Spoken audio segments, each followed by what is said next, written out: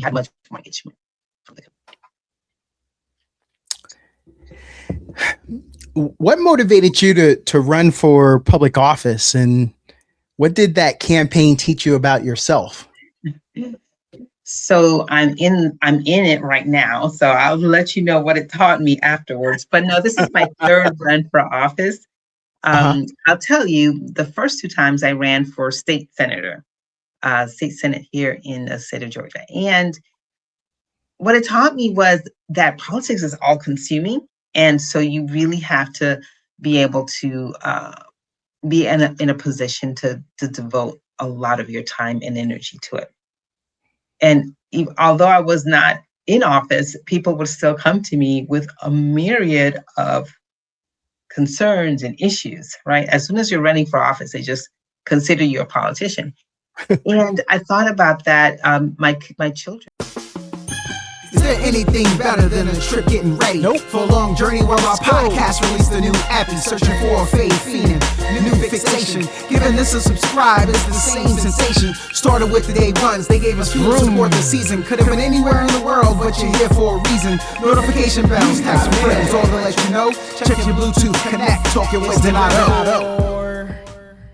Welcome in, everyone. Well said, well led. Our guest, Dr. Nelva Lee, Season 3, Episode 14. Today's guest is a leader who lives at the crossroads of healthcare, education, faith, and public service.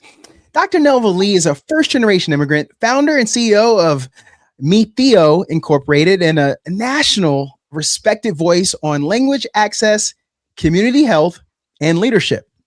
From serving on Georgia's Department of Community Health to building a medical interpreting trade school and running for public office, her journey is about empowering people to move from the margins to the center and turning lived experience into real impact. Dr. Nelva Lee, thanks for joining us today. Thank you so much for having me tonight, Donna. Great. I want to start. I mentioned in the intro there, as a first-generation immigrant, how has your personal story shaped the way you approach leadership and service in the U.S.? I believe that every experience that you have prepares you for the next challenge and the next experience. And so definitely having that, my immigration experience as a lens to walk through, I mean, it definitely informed the business, my company that I started, my vocational school, where I taught bilingual individuals to become medical interpreters. I don't think I would have had an affinity to that had I not had my experience as an immigrant myself, as well as just the challenges really that all immigrants have to go through when they are in a brand new country, brand new culture. I think that definitely informs the way that I interact with others and the possibilities that I see. I'm very grateful for America when you come from a country, in my case, that I had experienced a dictatorship right before I came here in Panama. And so you appreciate the freedoms and the opportunities. And it informed my desire to be in public service because of that. What originally drew you to the intersection of healthcare, education, and access? And why did that combination feel urgent to you? Got it. Well, I was a director of patient advocacy at the Grady Health System, which is one of the largest public hospitals in this area in the Southeast. And one of the programs in my department was interpreting services. We had a really difficult time in the early 2000s training all of our interpreters because there were no training programs in Georgia. And so I saw the need and decided to weigh in on my own to develop curriculum and launch this program. One of the great things about it is that I had already been trained. I was an adjunct professor of healthcare administration and had already been trained to develop and design courses and develop curriculum. And so I took those skill sets, saw the need, and I was able to apply that to that need. Hmm. And really and truly, access is a word that we're using now, but at the time it was just a need for my own, as a director of in a healthcare setting, where that was what we had to accomplish. We had to be able to provide interpreting services to our patients, and so. Hmm. Can you walk us through the moment you realized language access wasn't just a service, but a justice issue? I would say I was already in it and realized that it was, the perception from others, as far Yeah. as, well, they're in America. Why aren't they learning how to, speak English?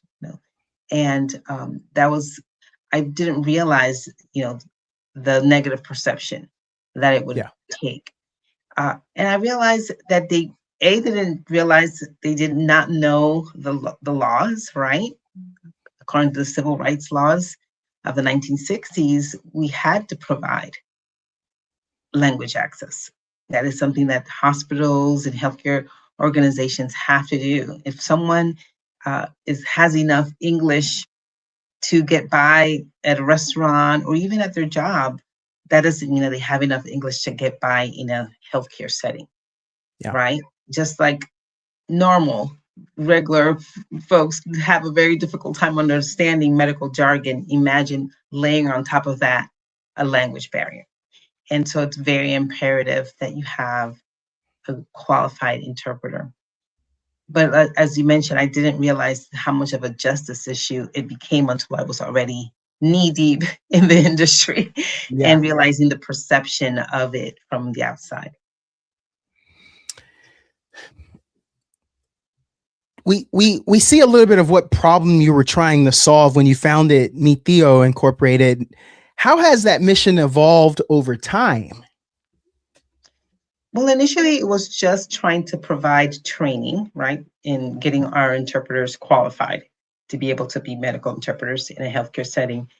Then it evolved to helping them get certification, because at the time, there was no national certification. So I became very heavily involved in the certification process, became a subject matter expert.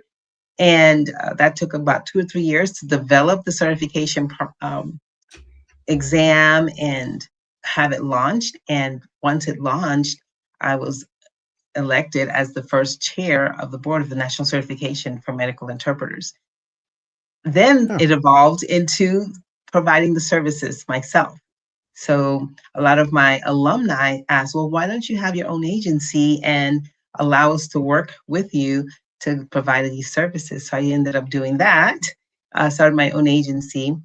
And now it's really advancing AI, because AI is here to stay. We're not going to get away from AI, and making sure that it's done in a just way, in a equitable way, where they're not replacing human interpreters, they're simply enhancing them. So I've been very fortunate to be on at every level of that evolution, if you will. How does employing interpreters directly rather than outsourcing, how does that change the outcomes for patients and institutions? So are you referring to like hospitals where they outsource a lot of their interpreting services? Well, Yes. it really is a necessity, because think of it this way. As a hospital, you probably have your majority of your population in your area. You already know what the major language is, right? Yeah. But what if you have the off chance of a different uh, patient, and you Sure. don't have that personnel in-house, but you still need that service to be delivered. And that is where the outsourcing comes in. So it's a necessity. So you can have hospitals, mainly most of the times, will have in-house interpreters for the major languages that they see in their area. So say you live in Atlanta, where you have a large population of Hispanics, you'll have on staff, 5 to 10 qualified interpreters. But you still need to be able to provide interpreting services to your Vietnamese patients and your Chinese patients and your Russian patients. So you have to be able to outsource that either with phone or video interpreting services. After 20 plus years in healthcare, what systemic gaps still concern you the most today? Oh my gosh. What saddens me about the healthcare system is that we haven't fixed any systemic gaps in the 20 years. It just gets worse. Really. Healthcare reform is overdue in the US.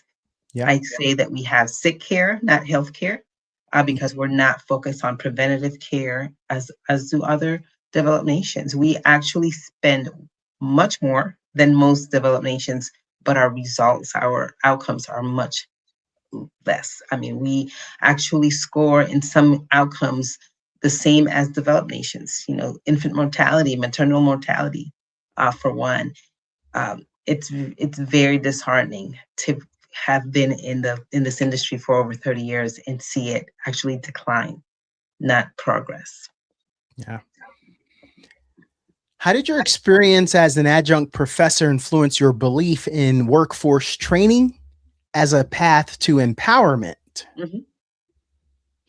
Well, if you think about it, a lot of workers, right? Yeah. They come to work, obviously for salary, but they don't stay for that. They stay for the community, they stay for the environment, and they stay if they're going to get advancement from that job. If they feel like that job is actually teaching them, whether it's for a promotion within the company or to advancement with another company. And so workforce training becomes a benefit, really, that you can offer an Yeah. employee. What did founding a medical interpreting trade school teach you about non-traditional education models? Mhm. See, so I'm running for superintendent of schools of Georgia, and Yes. one of my initiatives is to provide trade certifications to every high school graduate. And I believe this very strongly, even before I founded my own vocational school, because I myself obtained a trade school certification in high school. I knew that I was going to go into the healthcare field. I knew that I wanted to go to college to obtain a healthcare training, healthcare degree. And I knew that being able to put myself through college was the best way to go. And so I obtained a trade school certification the summer between my 11th and 12th grade. And it was a game changer for me. And so I truly believe that we've been talking about trade schools the wrong way for many years. It's not just for those that are students that are not college bound or college, material. It's Mhm. for everyone. And so that's why I would like to see every high school student obtain a trade school certification as well as their high school diploma. Now, having had my own trade school, I can tell you that giving someone a career, not just a job, but a career, something that they can use for advancement and be able to be full-fledged, members of society. You know what a dead-end job does for you, does for your soul. Whereas Mhm. when you have a career, it empowers you. It makes you feel very confident and it fulfills something within you. In Maslow's hierarchy of needs, the self-actualization. That is what a career does for someone, and it's amazing how much of that gets accomplished when you give someone that, especially for those that didn't think that they would ever have that opportunities like that. And so I would like to have every student in Georgia have that opportunity. So you served on Georgia's Department of Community Health. Correct. What surprised you most about public health policy making from the inside? So I've mentioned this before, just how slow government goes. How slow things take, how long it takes for things to be accomplished Yeah. In government, compared to when you're a CEO of your own company. You can make a decision on a dime, and tomorrow we have a new process. That is not the case when you're in government. It takes months and months and months of communicating your ideas to the public and then getting their feedback and then going back to the table and rewriting bills and rewriting decisions.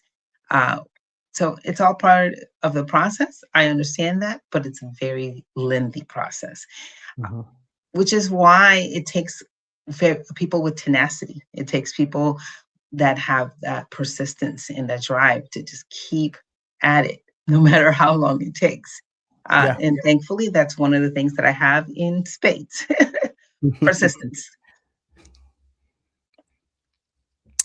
How did that appointment to that position change how you view government responsibility versus community responsibility? Well, I did see that they both worked hand in hand. So as I mentioned, just having that opportunity for the public to respond. And you would think that at a position of, where I was with Department of Community Health, and this was during the COVID years, right? Yeah. That we would have gotten a lot more public participation, but really it wasn't as much as I had envisioned or had expected. And so, although you have community involvement, it isn't in the thousands or millions, right? Right. That you expect. It's just, it's just a few people that are very engaged. And although it's a lengthy process, I'm sure that it would have taken a lot longer had we had much more engagement. What motivated you to run for public office, and what did that campaign teach you about yourself? So I'm in it right now. So I'll let you know what it taught me afterwards. But no, this is my third run for office. I'll tell you, the first two times I ran for state senator, state senate here in the state of Georgia. And what it taught me was that politics is all consuming. And so you really have to be able to be in a position to devote a lot of your time and energy to it. And although I was not in office, people would still come to me with a myriad of concerns and issues, right? As soon as you're running for office, they just consider you a politician. And I thought about that. My children were young at the time when I ran the first two times, and I thought about, I'm going to have to do this when they're a little bit older. And so, and I'm grateful now. I have, my oldest is, he's done with college, and he's, has his, he's doing well, as a civil engineer and has its own business. And the two younger ones, they're high schoolers and just about finished with high school. And I just feel like, okay, now I can actually devote the time and energy it takes for that. The other lesson really that is an unfortunate one is just how expensive, right? Running for office is. Just trying to get your name out there, or trying to get your platform, you have to really think of very creative ways to do so without breaking the bank, right? And which is why election reform needs to happen, because I'm a huge proponent of term limits because of that. Because when you have an incumbent, it's very difficult to go against them with their war chests, right? Because they've been building it up for years. Yes. And so it's really, I would like to see election reform happen, or at least a different way to go about it. But definitely term limits has to be part of that conversation. Yeah, I understand that. As a conservative voice, where do you feel the current political conversation is missing nuance or lived experience? It's definitely missing integrity, I would say. Just people that are respectful, just because it's, good to be respectful of other human beings. Sure. Just being able to say, I disagree, let's agree to disagree. I think the civility and the integrity have definitely been lost in current politics. I'm grateful that it's not poisoned so much local politics as much, but and I'm definitely going to keep my integrity. it doesn't matter to me if someone is nasty towards me. I'm not going to be nasty back, right? But I Yes. don't know if that's the belief of everybody. I would like to see civility return to politics for sure. Where do you think your civility came from? Did you try to match someone's ire once and you realized this carries on too much? Were you raised that way? Where does that civility come from? It's just from my faith, really. I believe that a lot of it is just stems from that. And I really believe that at the end of the day, it doesn't, being uncivil or being nasty does not advance your chances. Now, that doesn't mean that I can't have contrast, right? I Yeah. can't, believe in painting a contrast between myself and my opponents. But that doesn't mean it has to be nasty or undercut someone's character. I don't believe we have to do that. Yeah. By doing that, I'm gonna guess you're in the minority. Yes. You're bringing a knife to a gunfight a lot of times. But at the end of the day, here's the thing, Donato.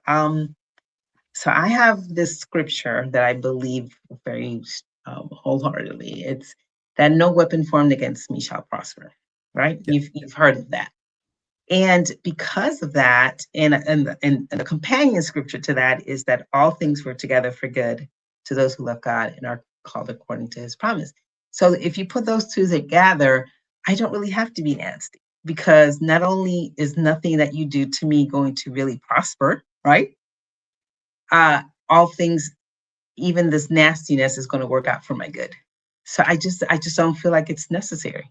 I feel that at the end of the day, if it's meant for me to win, I will win, and I don't have to go down in the gutter to win. Yeah. Yeah. How do you navigate being both faith-driven and policy-driven in spaces where those worlds often clash? I really don't know why they clash. Honestly, I'm going to be very honest with you. I don't know why they clash, because it drives every decision that I make. I believe very strongly that my faith informs my decisions, and my faith informs my policy. If you look at the current Georgia school system, right, we rank 38th out of 50. That is immoral to me. When kids are graduating high school illiterate, that's immoral to me, because we know that by third grade, if someone's not reading, they're building prisons based on the literacy rate, or the amount of children that are not literate, right? They're building prisons because they know if you can't read, your chances of getting into crime expands exponentially. My faith informs that, right? And so I want to see that change, because that is a broken system, and no child deserves to be in a broken system. And so I will do everything in my power to make changes. Our current, superintendent of schools has presided over a decline in our literacy rate. So 70% of our fourth graders are not proficient in reading. 76% of our eighth graders are not proficient in math. Those are declines under his tenure. I don't know how he sleeps at night. I want to make sure that all of our students are learning at their full potential, and when they're graduating, that they are able to enter the fields that they were meant to enter, that they were put on this earth to do. And so I will work very tirelessly to make that happen. So you're also an author. Correct. Your book, The Good Christian Wife, sparked strong reactions. What conversations were you hoping to start with that work? So I have since renamed the book. It's okay. It started off as A Good Christian Life, and I did an updated edition. The book is called Stay and Fight now. And the updated edition includes information on how menopause affects marriages, specifically a lot of women who are in the menopausal ages have a decoupling of the attachment hormones, and therefore no longer feel the need to be attached to their spouses and their children. And so I wrote the book with that update. But the initial title, The Good Christian Wife, was really, I couldn't think of another title really that was better suited for that. The book is really intended to remind Christian women that marriage isn't just between them and their husbands. It's between them, their husbands, and God. It's a covenant relationship. And therefore we are really meant to be missionaries, if you will, to the world through that role. And so that's really where it comes about. I'm not really sure why it would spark so much discussion. Again, I do things as I see fit. I am a true believer in you were born an original, don't die a copy. So I don't really, it doesn't matter to me much, if people have a disagreement with something that I do, if I truly believe it's coming from a place of integrity and authenticity. Do you feel that the original name made some people want to throw rocks at your, I hate to say glass house, but because no glass house over here, trust me. Your nice house. I meant that if you read the book, if you read the book, you would realize that I am painting a very realistic picture of marriage and all of its challenges, and explaining that because we live in this society where marriage is such a fleeting contract, really. It doesn't carry the weight that it did back when our grandma and grandpa were married. Okay. And so that is really what it was intended for. It's that marriage is not easy. And so if you come into it with this idea that it's going to be easy peasy, and the minute it gets hard, I'm out, that is the wrong idea behind. Yeah. That's the wrong mentality. And so that's really what the book is about. So is that, have you found out that, is it hard for people to get into it, to finally get to that message? It just seems, I did not read it, but I gathered that there were some reactions. And so I was just wondering. Well, you are not the intended audience. It's for women. It's for Christian women. So that's the intended audience of the book. But as I said, I have since updated it, and it's called now Stay and Fight. And it has the same connotation that you have to really, it's a battle, and you have to get in there, and you got to put your fighting gloves on and fight for your marriage and fight for your children. What the changes nowadays in those relationships, just as you said, grandma and grandpa used to stick and stay. And nowadays with social media, with the culture, the way that the culture has changed, it is very easy to cut and run. It's too easy. You are not what I see others. That's the social media influence. I am hearing from other people that I am not as well cared for in my relationship as others. Do you see it that way, that there's a lot of outside, maybe even more outside influence that takes over relationship feedback or the feeling? For Do sure. you think I have noticed comparison is a killer. Yes, it is. Comparison is what leads us to depression and anxiety, and definitely is one of the main reasons why marriages are ending today, because it increases our expectations of our spouse, right? And even of ourselves or our circumstance, right? So whenever we're comparing, it's a death knell, for sure. in anything, whether it's we're comparing our houses, our cars, our careers, our you name it. You start comparing, and you need to compare yourself to your own potential, and that's the best place to be. It's okay. Where do I need to be, or where do I see myself, and am I there yet? That's the only comparison you need to be worried about. Not to compare yourselves with the Joneses, or what you think the Joneses are doing, because as you know, social media is just curated anyways. Yes, it is. I call my own Facebook, I call it brag book. And then Right. for me, I'm constantly just posting what my kids do, because those are my hobbies. Those are my best friends. I'm happy my kids scored 5 goals. I never scored 5 goals. I mean, and I want my friends to know. So yeah, I do know. And then, yeah, I would love to post about how my wife doesn't get the memo that she should never argue with me. I would love to post that, but That's, I mean, I'm not sure where you got that idea that women are supposed to argue with you, but okay. Yeah, no, yeah, but that popped in my head. But we don't post the negative stuff. No. Well, some do, because they get that attention, and it's kind of depressing, right?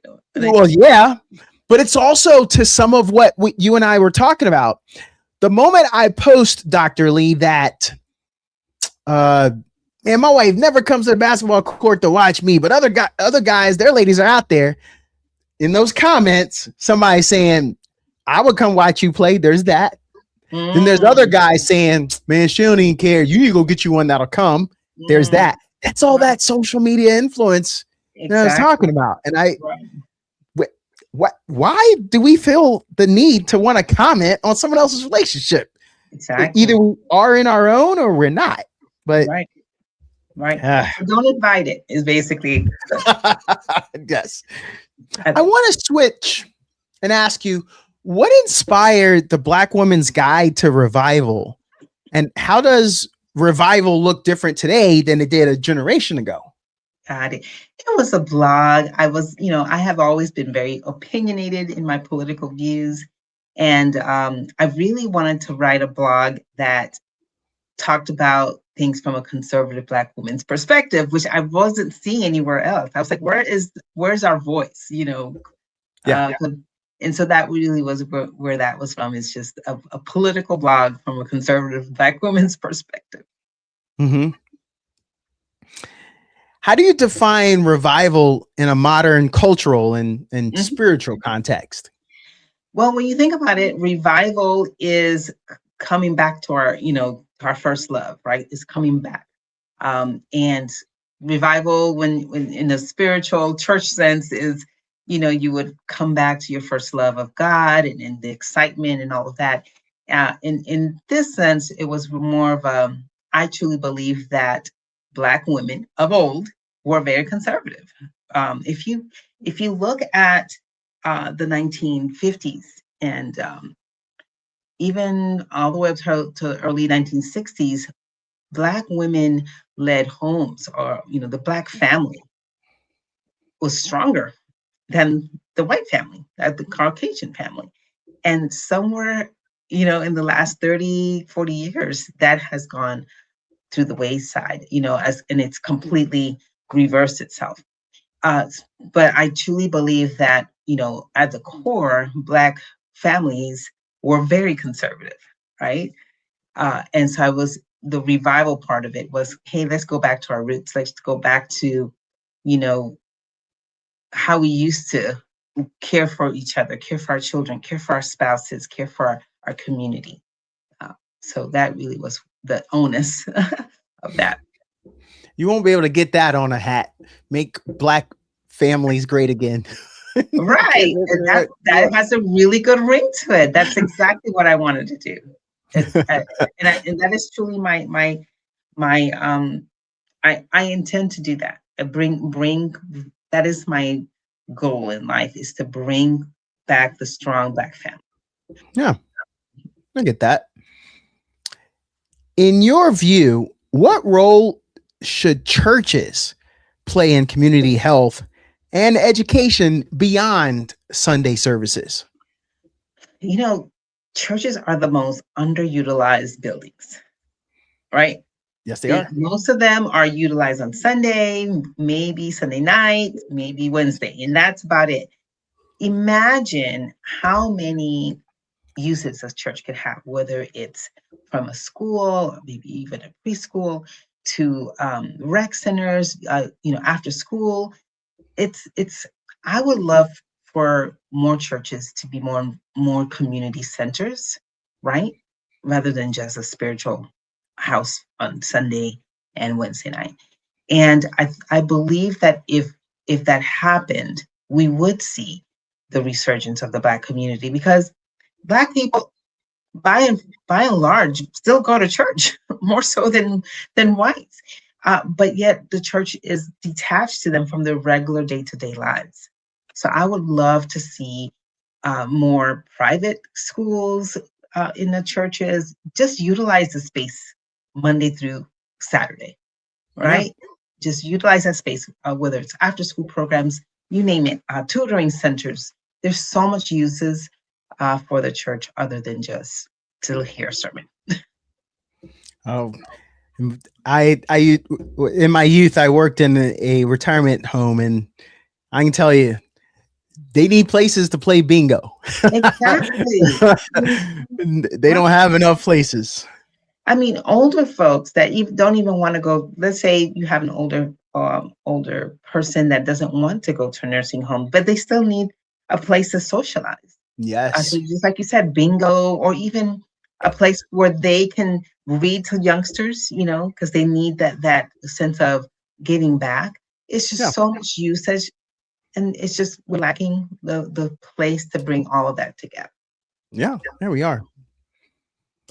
So you've balanced entrepreneurship, public service, and family. What boundaries have been the hardest to protect? hmm So I wouldn't say that I do it all at once. So one of my mottos is you can have it all, or you can do it all, just not all at the same time. And Sure. so, as I mentioned earlier, when I ran the first two times, when I realized just how time consuming politics could be, I noticed that I would, or I made a mental note that, okay, I'm going to have to postpone my true political race until my kids are older and they don't need me quite as much. And so this is where we're at now. So I really see it as balancing so much as I'm now in a position where I can do it without having to balance it. Whereas right now I'm in a place with my children where I'm more of an advisor than anything else. They come to me from time to time with the odd question, but it's not as time consuming as it was when they were younger. Now I am a consummate, a serial entrepreneur, if you will. I don't see how that is out of place, if you will, with my race. I don't see it where I have to balance. It's just something that just comes naturally, and so they're not mutually exclusive. And one of the things that I get much joy from in my business is the fact that I'm able to help so many people. So let's back up here. I think I gotta go ahead and get you to take a quick note. There's another book you need to write. Okay. Did you just say your kids come to you for advice? The rest of us ain't getting that. What are you doing that we not doing? And I know you said we shouldn't compare, but let's compare. What are you doing that we ain't doing that they coming to you? Because what I'm saying is they come to me very infrequently. When they do come, it's just for every blue moon. Okay. Right. No, my oldest and I actually have a really strong relationship, and we're business partners, and so we communicate quite often in that realm. He helps me a lot with the business. My two teenagers, it is nice whenever they do need their mom, but it's so infrequent that I just really relish the times that it's it's very, very infrequent, trust me. So let me get this straight. They popping in and say, "Hey, Ma, I got a good question." Correct. And you go in to invite them. Oh, well, come on in, sit down. Hey, no, I was just trying to ask you a quick question, like get in, get out. Well, come on, have a sit down. You want something to drink? You want me to go get you a tea? Is that what happens? Like you trying to like soak it all in when they do come. I do try to soak it in, and it comes at times where they don't even realize that they're asking for my advice. So that's the beauty of it. So it's not really like a sit down, I need advice, mom. It just kind of like flows from, I just really try to insert myself into their life as much as possible, really at this point. But like I said, they just don't need their mom as much. And so I'm okay with it. I have other things that I can do now. No, that means, see, this is part of the book. That means you did it right. You know, I talked to my parents and I've expressed to them, you raised me to be independent. Right. You were probably a little too good at it. So no, probably don't call you if you're comparing me to other people. We can keep hearing that one there. But maybe I don't text you as much or call you as much as Janet's son does, but I'm living a great life, doing great. You set me on the path.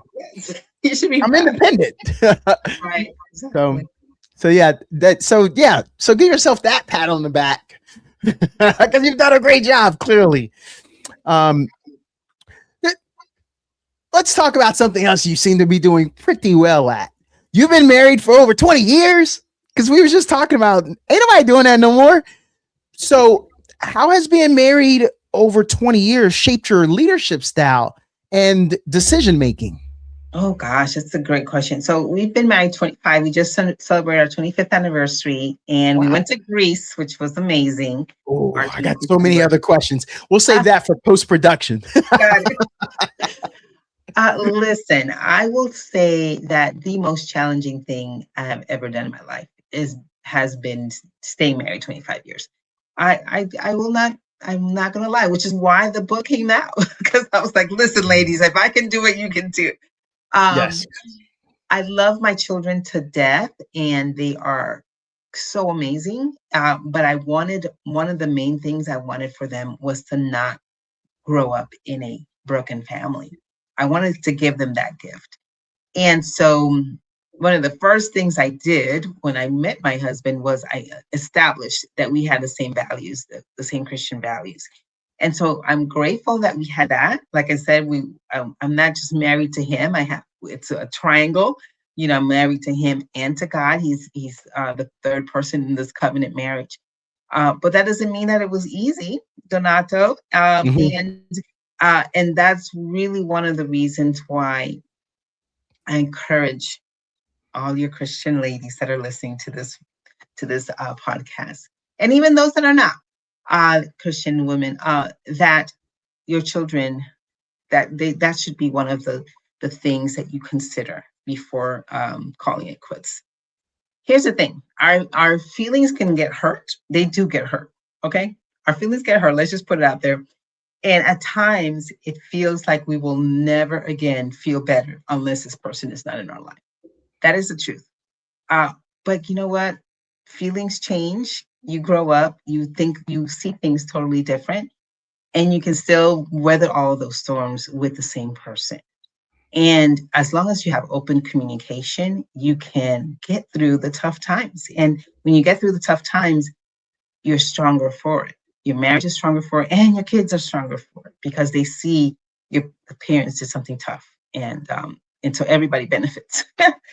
So that's just a little preview of that book. But really, marriage is tough, especially for, I would say, especially for women that are ambitious and career, and we don't need a man financially thing.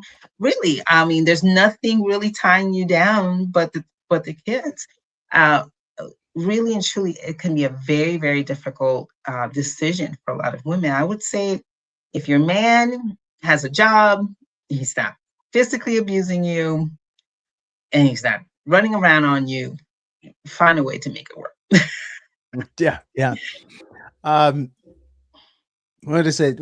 I've given you one book recommendation, or here's the second book.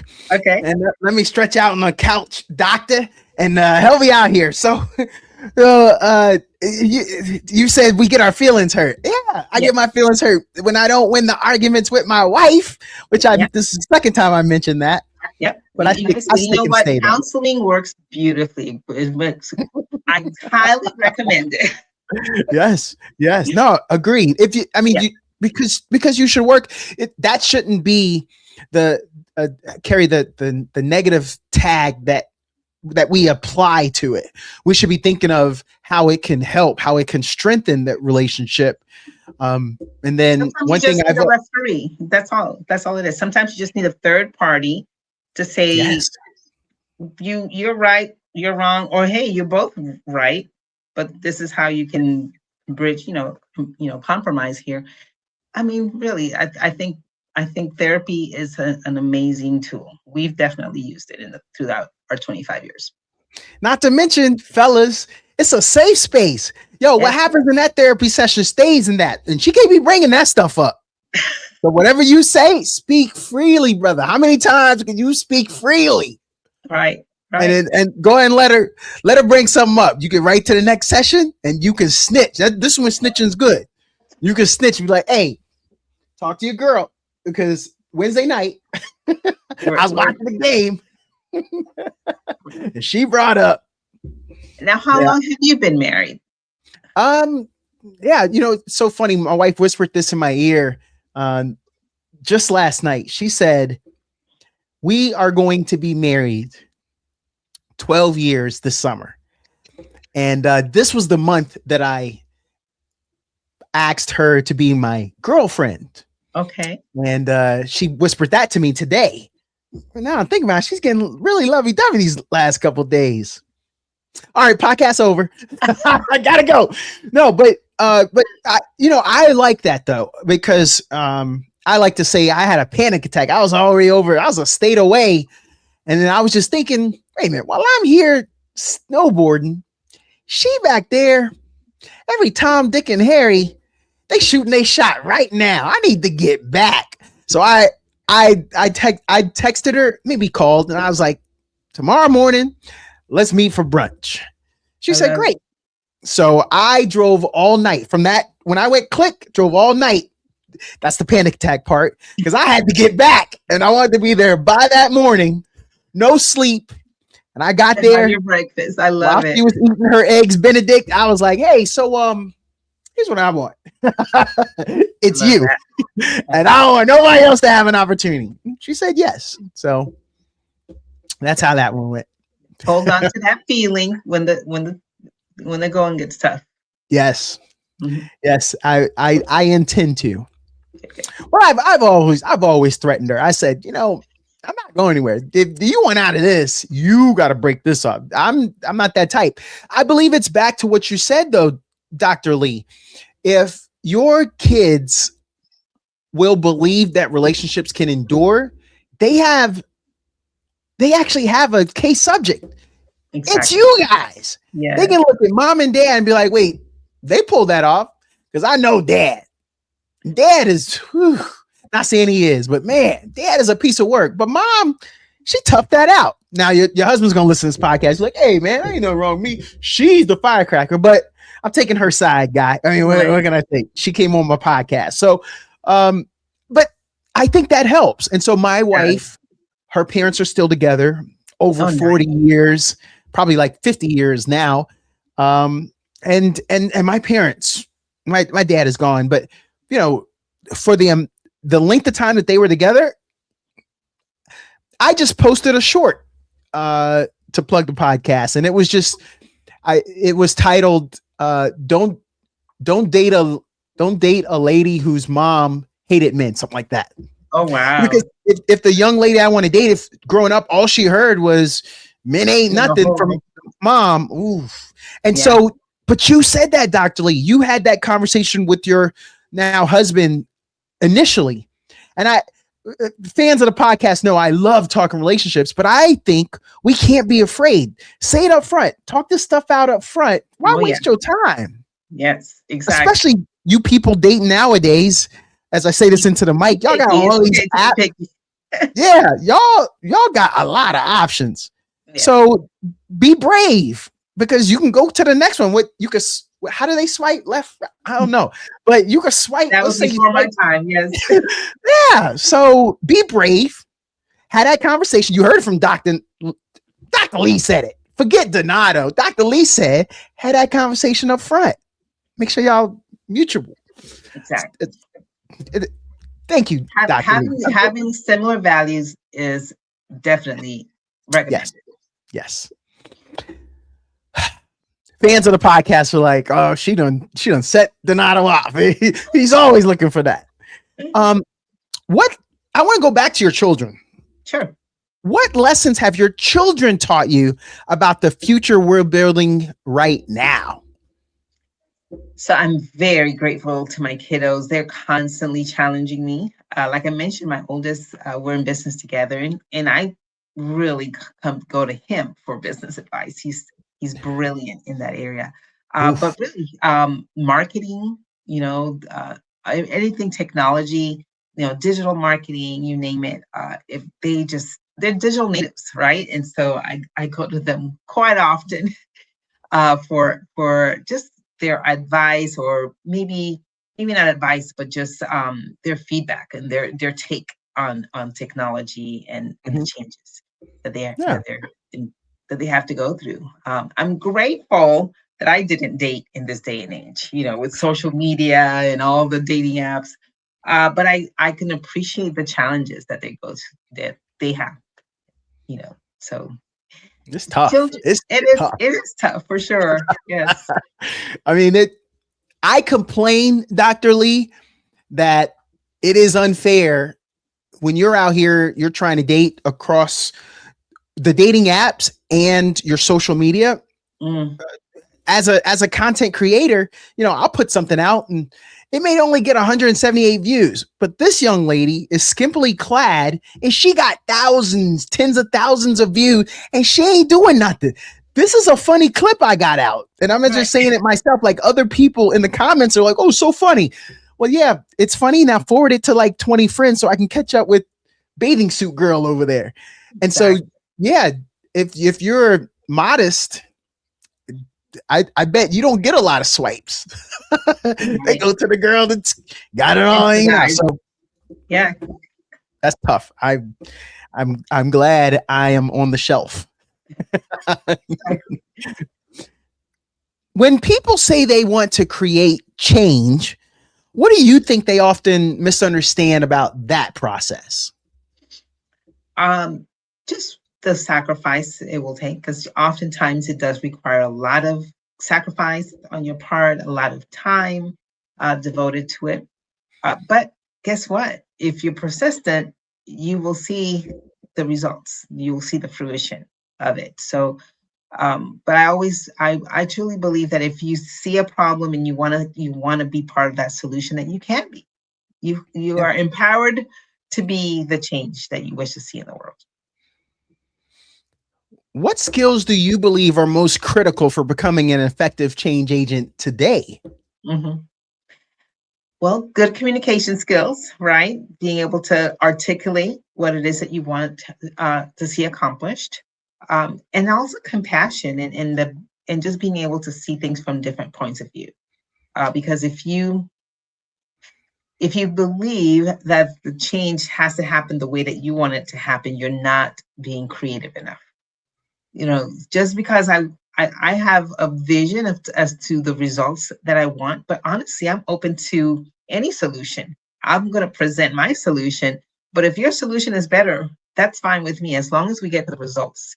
And we really should all strive to do that. Is just have an open mind as to how we get to the solution. How can marginalized communities better leverage education and credentialing that we mentioned earlier to gain power within systems? Right. One of my favorite quotes from Dr. Condoleezza Rice is that education is the great equalizer, right? And if we strive to just educate our children and properly prepare them, right, for life, through critical thinking and making sure that they have just at least the foundation, right? Literacy, good math skills, even teaching them business skills, all right, in high school. I highly recommend that.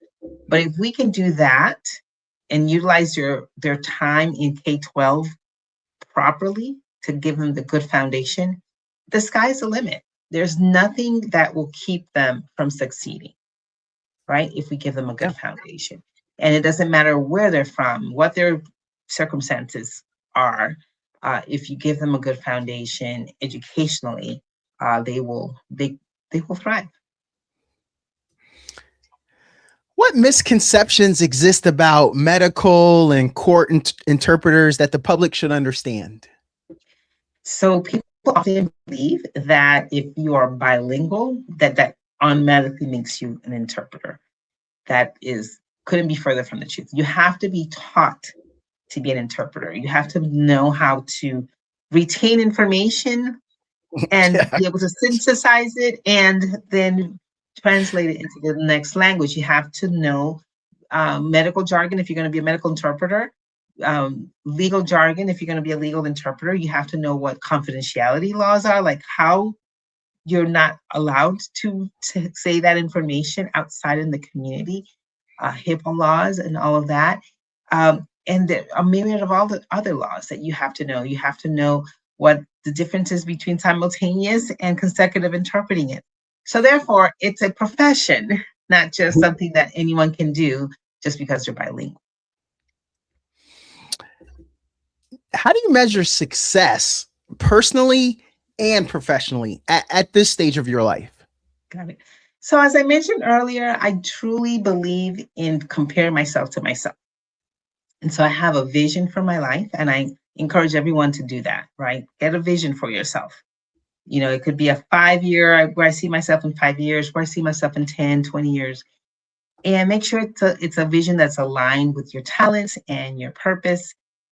And once you have that vision, have the courage to move towards it. Now, what I mean by comparing myself to myself, it's just I kind of give myself an evaluation, you know, whether it's every 3 months, every 6 months, every year, whatever, the timeline, but you need to evaluate. Am I getting closer to my vision? Am I getting closer to, you know, the goals and the purpose that I feel that I'm here for? So that's how I measure success. Am I getting closer to achieving the things, or have I achieved them? So sometimes I've achieved them, and honestly, Donato, by the time I've achieved one thing, I'm already thinking about the next one, but you do have to take some time to celebrate achievement. So that's always important. But that's really how I feel that I have achieved so much, is because I always say, if you aim for the stars, you might hit the moon. And so I'm always aiming for the stars. And so I hit the moon a lot, but I'm always aiming for the stars. So in my estimation, I haven't gotten to the stars yet. So just have really big, lofty goals. Don't be afraid to push yourself. But if you do that, you don't have time for what other people are doing. Really. You don't have time to compare yourself to anyone else, because you have your list of things that you are trying to accomplish for yourself. You guys heard it here first. Dr. Nelva Lee just said she's not a good driver. She's the reason we got all those craters and dents in the moon. That was you? All them times you done ran into the moon? That is me. Who y'all got insurance with? Dr. Lee, were there any other items, any things you wanted to plug that maybe we didn't get to today? Any lasting thoughts that you'd like to offer? Well, if any of your listeners are in the state of Georgia, I would obviously love to have their vote. The primary is in May, and so I do need your votes, because it's 5 of us running against the incumbent. So you can find me on drnelvalee.com, and I have my speech platform, speech there. I have other podcast interviews that I've done. I'll probably put this one on there as well. And I have my books listed on there, my social media handles. So yes, I would love your votes if you're in the state of Georgia. And if you're not in the state of Georgia, go on there and you can pick up one of my books. Oh, we all got a cousin in the state of Georgia. So what y'all could do is you can call your cousin after you see this podcast. You know what I'm saying there? That's what you do. You're like, hey, I got one for you, cuzzo. I just heard about her on a podcast. Just go, trust me. Well, everyone, that wraps up today's conversation with Dr. Nelva Lee. a powerful reminder that real change happens when experience, conviction, and service come together. Whether it's healthcare access, education, faith, or public leadership, her work challenges us to stop waiting for permission and start becoming active change agents in our own communities. Yes. If this conversation resonated with you, share it. Call up that cousin. Keep the dialogue going. And as always, thank you for talking with Donato. Thank you, Dr. Lee. Thank you so much for having me.